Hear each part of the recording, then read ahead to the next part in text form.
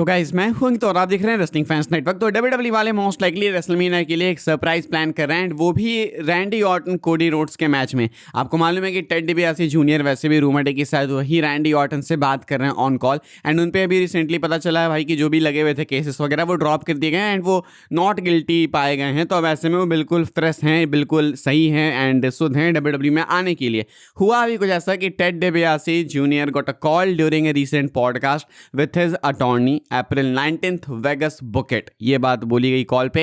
And question अब पूछा जा रहा है कि क्या रैंडी ऑर्टन कॉल पे थे। आई मीन लेजिट एक क्वेश्चन है, क्योंकि रैंडी ऑर्टन जो है अभी रिसेंटली हमने देखा कि किसी कॉल पे बात कर रहे हैं, किससे कर रहे हैं नहीं पता। मोस्ट लाइकली मुझे लगता है कि वो उनकी खुद की वॉइसेस है एंड अभी एक नया तरीका है रैंडी ऑर्टन का उनके वॉइसेस को प्रेजेंट करने का। लेकिन फिलहाल क्वेश्चन है कि यहाँ पे ये कॉल पे क्यों कहा गया कि अप्रैल 19th वेगस बुकेट, लाइक वी नो कि रेसलमेनिया अप्रैल 18-19 को है and April 19th vagus night 2 हो जाता है रेसलमेनिया का यूएस के अकॉर्डिंग।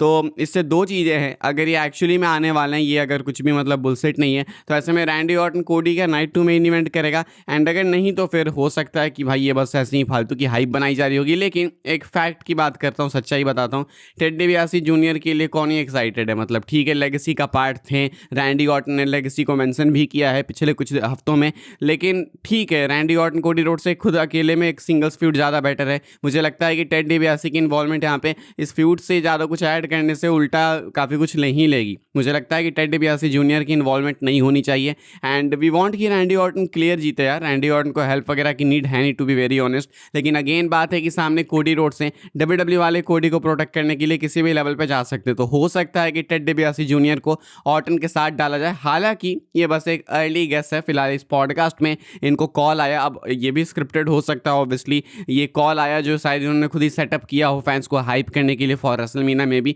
लेकिन ये हाइप क्यों करेंगे अगर इनको खुद आना ही ना हो, या तो रेसलमेनिया से खुद का नाम ऐसे ऐड करके जोड़ के ये खुद हाइप लेना चाहते हो। No one knows the reality, लेकिन शायद हो सकता है कि डब्ल्यूडब्ल्यूई वाले इनके साथ कोई सरप्राइज प्लान कर रहे हैं एंड अगर ऐसा है तो देन रैंडी ऑर्टन कोडी के मैच में मोस्ट लाइकली मेनिया में इनकी इन्वॉल्वमेंट हो सकती है। आप लोग बताना क्या आप टेड डिबियासी जूनियर को देखना चाहोगे मेनिया में ऑर्टन कोडी में इन्वॉल्व होते हुए? मैं नहीं देखना चाहूंगा भाई, मैं चाहता हूँ कि ऑर्टन फेयर एंड स्क्वायर जीते। आगे बढ़ते हैं भाई, हम लोग बात करते हैं अगली अपडेट के बारे में जो कि क्रिस जेरिको को लेकर। तो Y2J क्रिस जेरिको कब रिटायर होंगे, ये एक क्वेश्चन जो है बहुत से लोगों के दिमाग में है एंड बहुत से लोग ऐसे जबरदस्ती में रिटायर कराना चाहते हैं जेरिको को कि हो गया भाई तुम्हारा टाइम निकल गया, अब हो जाओ ना रिटायर, क्यों नहीं हो रहे। अभी इसके ऊपर जेरिको रिस्पॉन्ड करते हैं एंड कहते हैं कि मुझे लगता है कि अभी मुझे रिटायर नहीं होना चाहिए, अभी भी मुझे मेरे करियर में काफ़ी सारी चीज़ें करनी बाकी है। द थिंग इज कि जेरिको की एज जो है वो 55 की हो चुकी है एंड जेरिको को लगता है कि अभी भी उनको अपने करियर में काफ़ी कुछ करना बाकी है।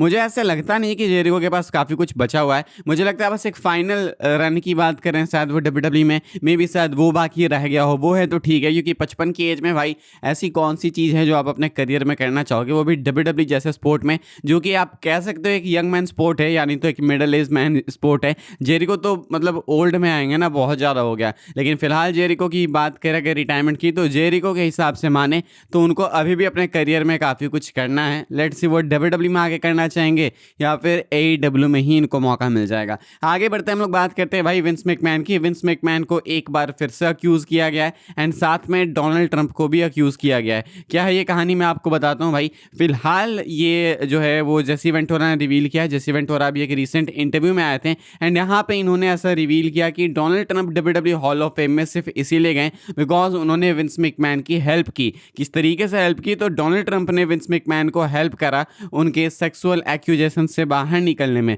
मतलब कितने एक्यूजेशन थे भाई, विंस पे पहले भी थे ऑब्वियसली, एक शायद नए एक्यूजेशन की बात की जा रही है। Actually Jesse Ventura just alleged on live TV that Donald Trump only got into the WWE Hall of Fame because he used his power to stop a federal sexual investigation into Vince McMahon. Trump ने अपनी powers का use किया Vince McMahon के against investigation को रोकने के लिए and इसीलिए विंस मैकमैन ने उनको रिवॉर्ड दिया WWE hall of fame induction के साथ में।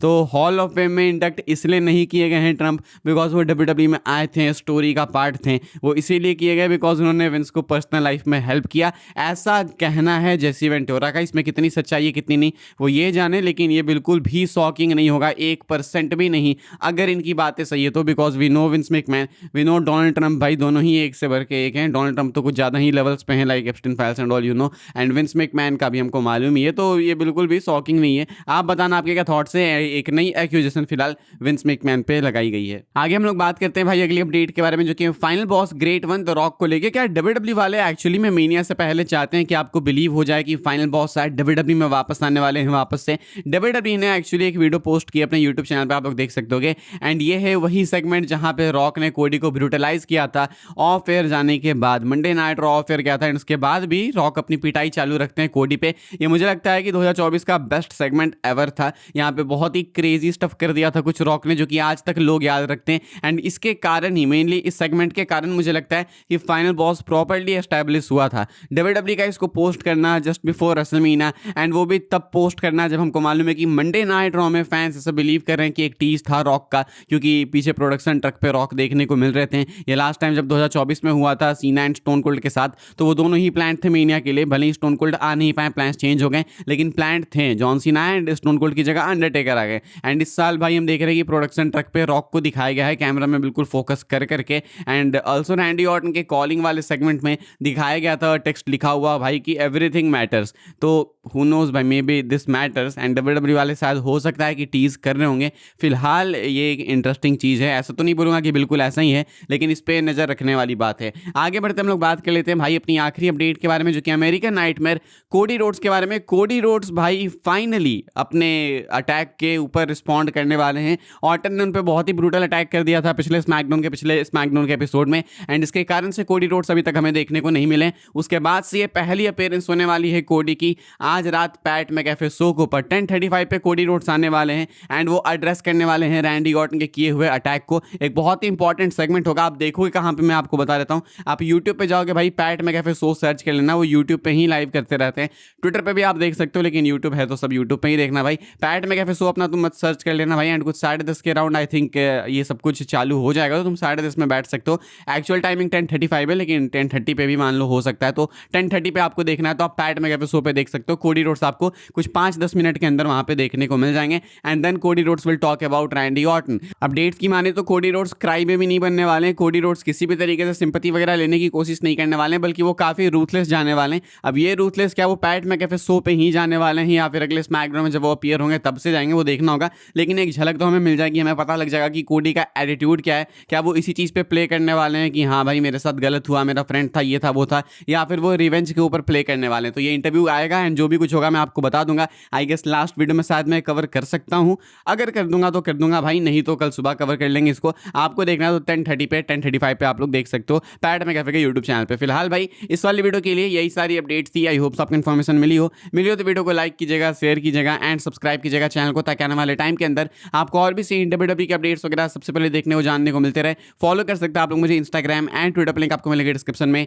ज्वाइन कर सकते हैं व्हाट्सएप चैनल को, उसके लिंक है डिस्क्रिप्शन में। मिलूंगा मैं आपसे अगली वीडियो में जल्दी ही, तब तक के लिए goodbye, thanks for watching.